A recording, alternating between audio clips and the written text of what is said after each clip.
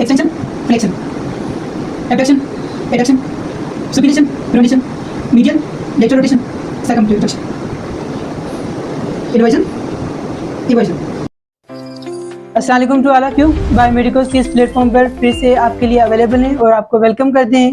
Anatomy और physiology का ये दूसरा लेक्चर होने जा रहा है। पहले लेक्चर में हमने इंट्रोडक्शन टू एनाटॉमी और फिजियोलॉजी, देन एनाटॉमिकल पोजीशंस और terms related to our planes को अच्छे से हमने पढ़ा था। अब इस वीडियो में हम पढ़ने जा रहे हैं मोमेंट को और उससे रिलेटेड टर्म्स को। एनाटॉमी में ये टर्म्स बहुत ही हमारे लिए ज़रूरी हैं ताकि हम समझ सकें हमारे अपनी जॉइंट्स की मूवमेंट्स को कि किस तरह से हमारी बॉडी मूव करी होती है और किस तरह से हम अपने जॉइंट्स को मूव कर सकते हैं। तो इन टर्म्स पे ध्यान देना है हमें। तो फर्स्ट ऑफ ऑल ये समझते हैं कि मोमेंट है क्या। Basically moment is the act of changing position of the body और बॉडी पार्ट, यानी कि आप जब बॉडी पार्ट को या बॉडी को ओवरऑल अगर आप मूव करवा रहे हो, उसकी पोजीशन को चेंज कर रहे हैं, तो ये मोमेंट कहलाती है। इससे रिलेटेड कुछ टर्म्स हैं जैसे कि फ्लेक्शन हो गया। फ्लेक्शन और इसके अपोजिट के अगर हम कहें कि फ्लेक्शन के अपोजिट जो वर्ड है वो होता है extension. So flexion and extension को हम कैसे डिफाइन कर सकते हैं? देखें, this is the extension and this is the flexion.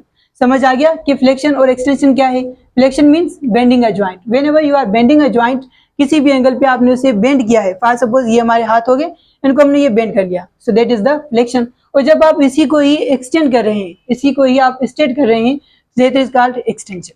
Then second term को देखते हैं। Second term is the adduction. So what is mean by adduction? और इसी तरह से मैंने आगे जो वर्ड लिखा है वो बिल्कुल इसके अपोजिट मोशन को ही शो कर रहा है, और that is the abduction.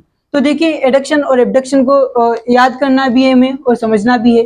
First of all, adduction means moment of limb toward mid line and adduction is the moment of limb away from the mid line. यानी कि हमारी जो मिड लाइन है, बॉडी का जो सेंटर है, यानी कि मीडियल प्लेन अगर हम बोले, तो इस मीडियल प्लेन से अगर हम दूर जा रहे हैं इस तरीके से, सो दिस इज कॉल्ड एबडक्शन। और अगर हम इसे नजदीक ले आ रहे हैं, that is called adduction. Means कि आपने इधर दूर कर लिया, दिस इज द एबडक्शन, और आपने नजदीक कर लिया toward the mid line, that is called adduction. Okay, so देखें यहाँ पे वर्ड है एबडक्शन। एबडक्ट आपने इंग्लिश में पढ़ा भी होगा। सो एबडक्ट का अगर हम सिनोनिम देखें तो एबडक्ट मींस टेक अवे, मतलब कि दूर ले जाना। तो इट मींस कि ये ऐसी मूवमेंट होगी जिसमें हम अपनी लिम्ब को मिड लाइन से दूर ले जा रहे हैं। अब एडक्शन एबडक्शन ये जो मूवमेंट है, ये हमारी सिर्फ ये नहीं कि सिर्फ एक ही एल्बो ज्वाइंट, मैं आपको ये एग्जांपल इस वजह से दे रहा हूँ क्योंकि ये बिल्कुल आसानी से समझ सकते हैं, बल्कि हमारे दूसरे भी जो ज्वाइंट्स हैं वहाँ पे भी हम एबडक्शन और एडक्शन की मूवमेंट को परफॉर्म कर सकते हैं। और इसी सेम तरीके से फ्लेक्शन एक्सटेंशन को भी कर सकते हैं। फॉर सपोज कि इस तरह से अगर हम फ्लेक्शन की बात करें तो फ्लेक्शन, जैसे मैंने आपको एल्बो की एग्जांपल दी कि हमने ये एक्सटेंड किया, ये फ्लेक्स कर लिया। इसी तरीके से आप अपने शोल्डर ज्वाइंट को भी देख लें, शोल्डर ज्वाइंट को भी आप फ्लेक्स कर सकते हैं और एक्सटेंड कर सकते हैं, यानी कि एक्सटेंशन, और यहाँ पे फ्लेक्शन होगी। इस तरह से आप अपने पाम को भी कर लें, रिस्ट को भी कर लें और उंगली को भी कर लें। सो इस तरह से आप फ्लेक्शन एक्सटेंशन परफॉर्म कर सकते हैं।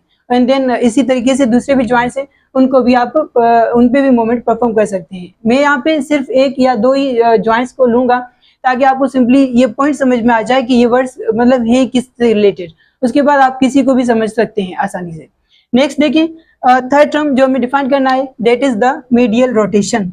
सो medial rotation means it is a type of rotation, एक तरह की रोटेशन होगी। देखते हैं नेक्स्ट टर्म को जो कि है medial rotation. What does it mean? Medial rotation means bring the anterior surface of the part facing medially.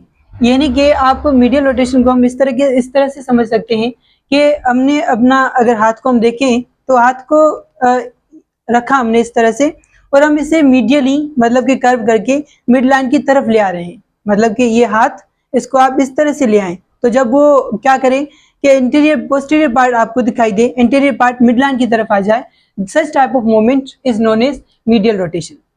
यानी कि bring the anterior surface of the part facing medially. And then lateral rotation.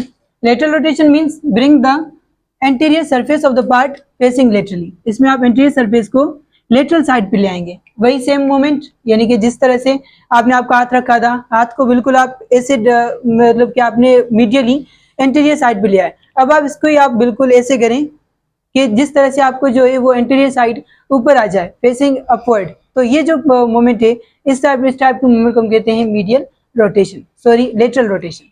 Then pronation. What is mean by pronation? Pronation means medial rotation of the forearm so that palm of the hand face posteriorly.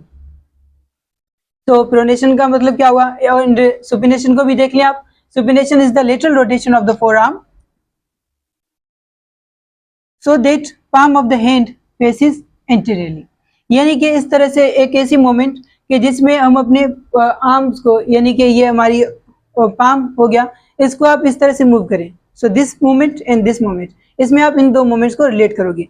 तो ये जो moment है, ये moment जिसमें आपको posterior side दिखाई दे रही है, तो इस हम कहेंगे इसे pronation.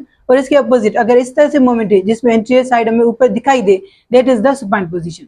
So this is anterior sorry prone position and this is the supine position. इसी तरह से कोई भी ऑर्गन आप ले लें, उसको अगर आप देख रहे हैं कुछ इस तरह से कि उसको आपको उसकी पोस्टीरियर साइड दिख रही है, then that is the prone position. और अगर आपको उसकी एंटीरियर साइड दिख रही है, that is the supine position. Next is the inversion. So what is mean by inversion? Inversion is the moment of foot.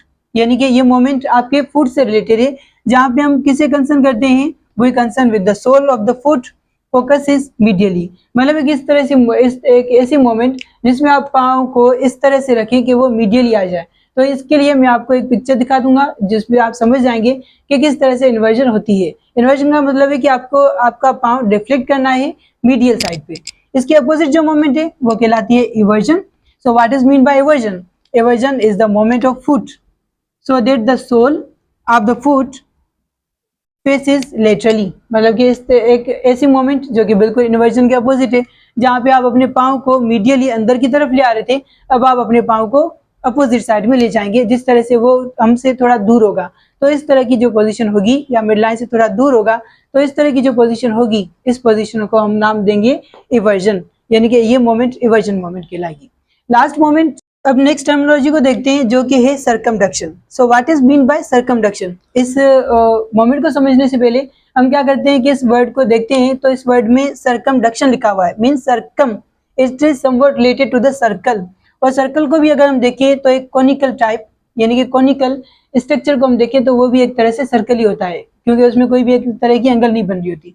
कुछ इस तरीके से कि आपने क्या किया, ये कोई कोन बनाया, तो इस कोन में ये जो कोन बना हुआ है, इस तरह की जो मूवमेंट होगी आपकी किसी भी ज्वाइंट की, वो मोमेंट जो बिल्कुल सरकमडक्शन में हो, यानी कि सर्कुलर फॉर्म में हो, कॉनिकल फॉर्म में हो, तो इस तरह की मूवमेंट को हम बोलते हैं सरकमडक्शन. किस तरह की ये मूवमेंट होगी? ये मूवमेंट कुछ इस तरह से होगी. अगर मैं एक हाथ को दिखाऊं तो वो इस तरह से होगा कुछ. तो ये जो आपकी मूवमेंट होगी, दैट इज कॉल्ड सर्कमडक्शन. इसमें क्या हो रहा होता है? Basically circumduction is the combination of four movements. Which are these four movements? These are fabias. F stands for the flexion, A stands for the abduction, A and B. E stands for the extension and A other that stands for the adduction. यानी कि आप इसमें क्या कर रहे होते हैं?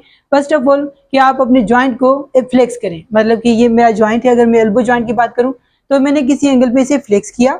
Flex करने के बाद आप इसे करोगे एबडक्ट, यानी कि ये हो गया abduct away from the mid line.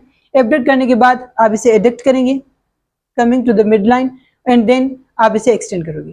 तो इस तरह से जो आपकी मूवमेंट परफॉर्म होगी, अगर आप जल्दी करेंगे, so that is the circumduction. तो इस तरह से ये मूवमेंट परफॉर्म होती है. अब तो ये थे मोमेंट्स के जो टर्म्स, और मोमेंट को हमने समझा कि किस तरह से हम मोमेंट परफॉर्म करते हैं. नेक्स्ट वीडियो में हम ऑर्गेनाइजेशन, बॉडी ऑर्गेनाइजेशन और प्लस में बॉडी कैविटीज की बात करेंगे.